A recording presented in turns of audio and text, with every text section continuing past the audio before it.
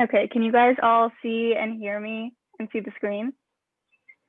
Okay, so if you guys went to Kai and Jason's section of Demystifying AI, you heard a lot about how biased data can lead to biased models, which is really, really bad. And in this section, we're going to discuss that a little more, and we're going to do it by talking about Among Us. Okay. So if you haven't played Among Us, first of all, you should play after this. It's really fun. But second of all, that's totally fine for this presentation. We're going to tell you everything you need to know right now, which is that imposters are the bad guys and crewmates are the good guys. And the goal of the game is to identify the imposters. And so players have these characters called beans that they can customize by changing the color, the hat, the outfit, basically anything about that character. And the key idea here is that there's no way to determine whether a bean is an imposter just based on how they look. That wouldn't make a very fun game. You'd be able to figure out the imposter right away. So here at ACM AI, we created a machine learning model that can detect imposters.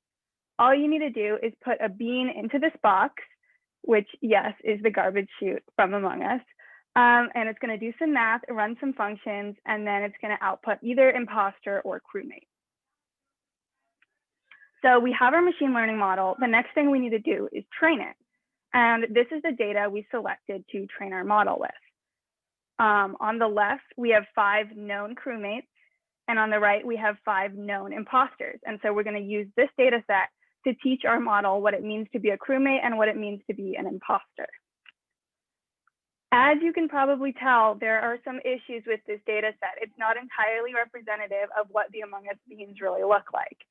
And we're going to explore what the impacts of that could be next. Okay, so before we get into that, if you guys could join this link so that you can participate in the AHA slides. I'm going to send it in the chat if I can, or Aman if you can. It's just AHA slides/Among Us. And that'll allow you to actually vote. Yeah. AHA slides, if you guys don't know, is like Google Slides, but better because you can vote in really pretty polls. And you should be able to join from your phone or laptop.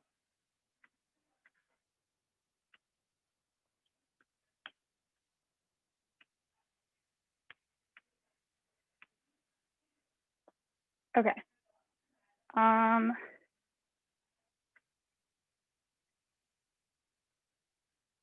So while you guys are joining, I'm just going to explain the first question.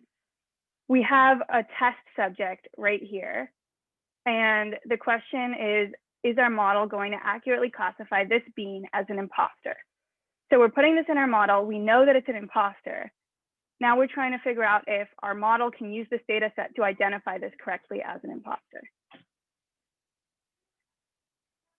So I'm just going to give you guys a minute to get your votes in. And if anyone has trouble connecting to AHA slides, let me know.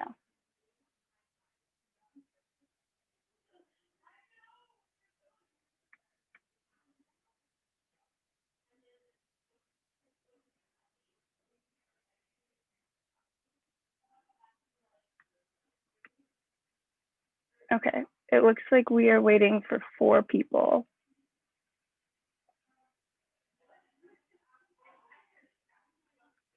Okay, I'm going to look at the results because I'm curious.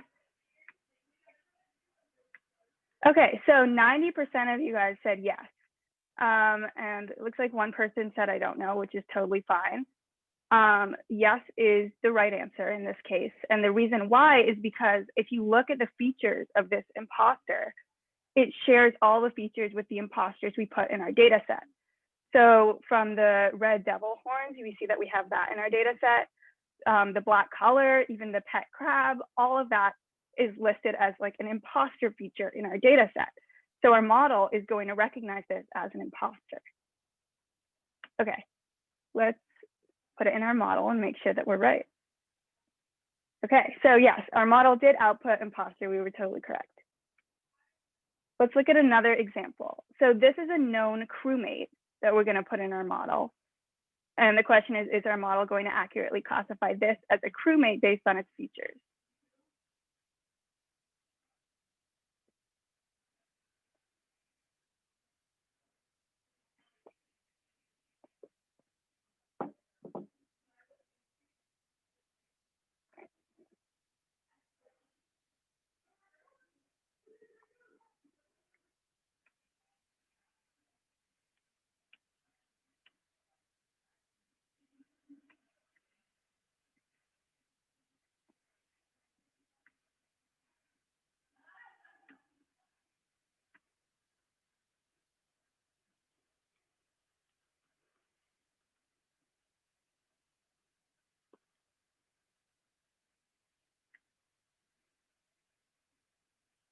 Okay, so let's see what you guys said.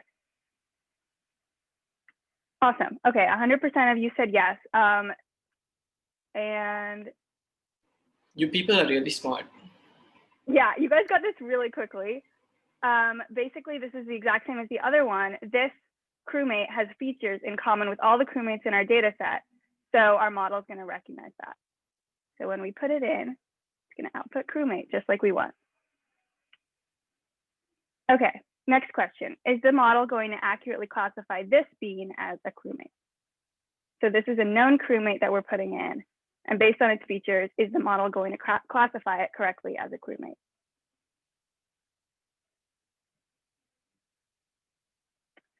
And for this one, if you guys want to type out your justifications in the chat, that would be really cool to see how you're making your decision.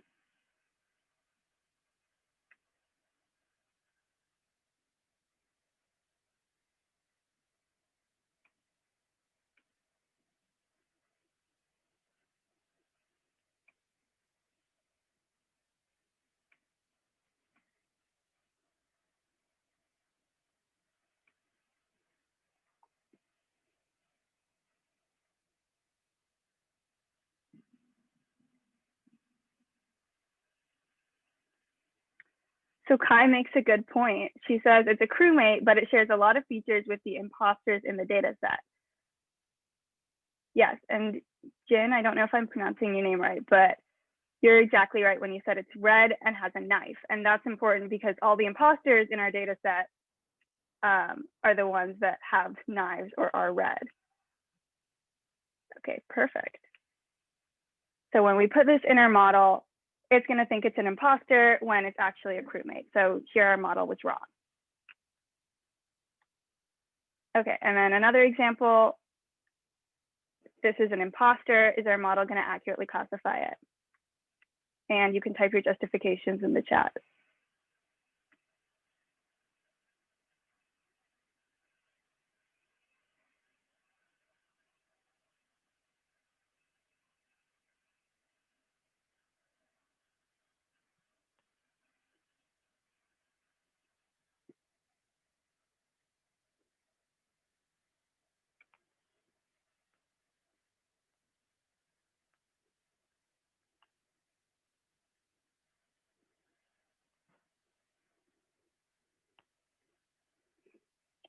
Okay, so someone said the pretty flower means it's an innocent crewmate based on what we know from our data set.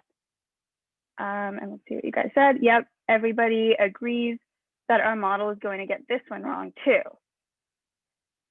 So we've seen two cases where our model isn't producing the output that we want. Okay, and this is the last example. It might be a little trickier. Is the model going to accurately classify this crewmate?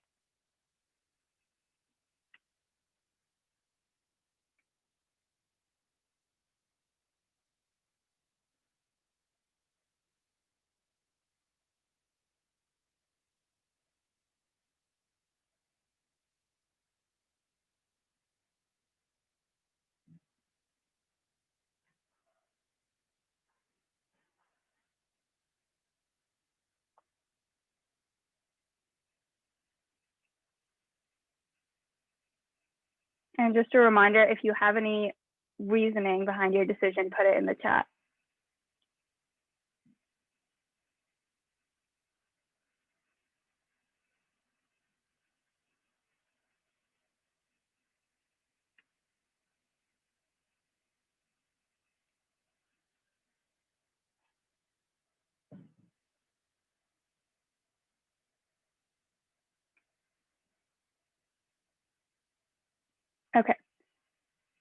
Okay, so this one is pretty split.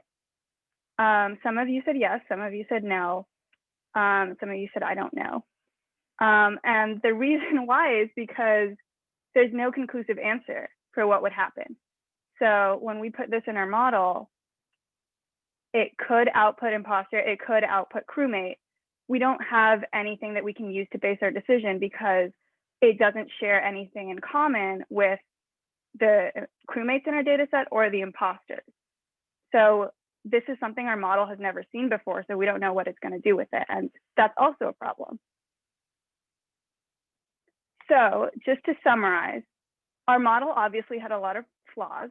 And the main reason for that is that we were looking at the wrong features. We were looking at things like the color, the outfit, the pets that a bean had, and those don't determine whether or not they're an imposter. So our model was looking at really skewed data, and it became biased because our data wasn't representative of all the imposters and all the crewmates. So how can we fix that? The most important thing we can do is make our data set bigger and more diverse. And if we do that, then our model is going to consider more important factors. It's going to look at the things that we actually want it to look at, like how much a bean is moving around or how close a bean is to a specific kill. And that's going to make it a lot more accurate and a lot more robust. So obviously talking about Among Us is super fun, but this can have way more severe impacts. And I'm going to turn it over to Aman to talk about those impacts right now. Thanks for that great presentation, Nisha. Like we saw right now, looking at features such as the color or the hat someone is wearing isn't a very good indicator of whether they're a crewmate or imposter. Let's look at a similar real life example. And so risk assessment algorithms are basically algorithms that take in the information about a criminal or a defendant and they assign them a risk score. And that risk score is supposed to be like an estimate of whether they're going to perform another crime in the future or not. And these algorithms are actually being used very commonly in courtrooms in a lot of the states in the United States, such as Arizona, Colorado, and Oklahoma. Let's look at one example of what these algorithms output. On the left, we have one person who committed 2 armed robberies and had 1 attempted armed robbery. And on the right side, we have someone with 4 juvenile misdemeanors. But for some reason, our algorithm chose to output a risk score of 3 for the person on the left and a risk score of 8 for the person on the right. That's a bit intriguing. And as we look at more and more examples, we notice a pattern. We notice that our algorithms consistently assign a higher risk score to Black people. So we observe that past prejudices and stereotypes from our history actually embed themselves into our algorithms, into our modern algorithms. So this is one more example. At the top, we see on the left, there's a person with 3 driving under influences. And on the right, there's someone with a misdemeanor. Misdemeanor is just basically misbehaving in front of cops or something. And somehow our algorithm predicted a risk score of 1 for the person on the left and a risk score of 6 for the person on the right. So we noticed that there is a problem here because courtrooms actually look at these risk scores and assign punishments based on how high the risk of some defendant is. Let's look at the statistics. So if we notice here, this is the risk score distribution for white defendants, and you notice that the algorithm is more likely to assign a lower risk score for white people than assigning a higher risk score for them. While when we look at the risk score distribution for Black defendants, the algorithm is as likely to give someone a score of 1 as they're likely to assign a score of 9 to them, for example. And this is a problem because if a judge looks at the risk score and they don't know that the model is biased, they're gonna assign a severe punishment to someone with a higher risk score, even if they haven't actually done much to warrant that risk score. And so that could have a direct influence on their lives, their families. This is just another statistic about how incorrect these algorithms are. So in the first row especially, you can see that when someone is labeled high risk and they don't reoffend, 23.5% of them are white, whereas 44.9% of them are black. So this means that our algorithm is consistently incorrectly labeling black people as high risk. So what are the solutions for this? We shouldn't really include any information on race or gender. I feel like that would be a very good step, um, as algorithms pick up on the biases of human past, and so even things like images of perpetrators can convey the racial information, because they carry the racial information of someone in a very implicit way. Furthermore, we should lay more emphasis. We should train a model in a way that it lays more emphasis on what past crimes and offenses the person has committed, instead of looking at any other information. Since if someone has committed more crimes in the past, they're more likely to commit crimes in the future as well. And we should understand that no computer algorithm is perfect, even though it is determined by a computer. So we should use these algorithms strictly as a reference point and not as a final decision or a final verdict. Okay, so now it's your turn. We're gonna present you with another case study.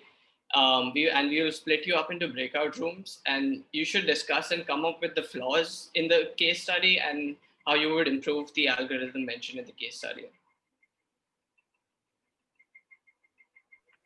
Okay, so while we're putting you guys into breakout rooms, if you can go to this link, which should show up on your screen, that's the doc that we're going to have the case study on, so you can start reading it.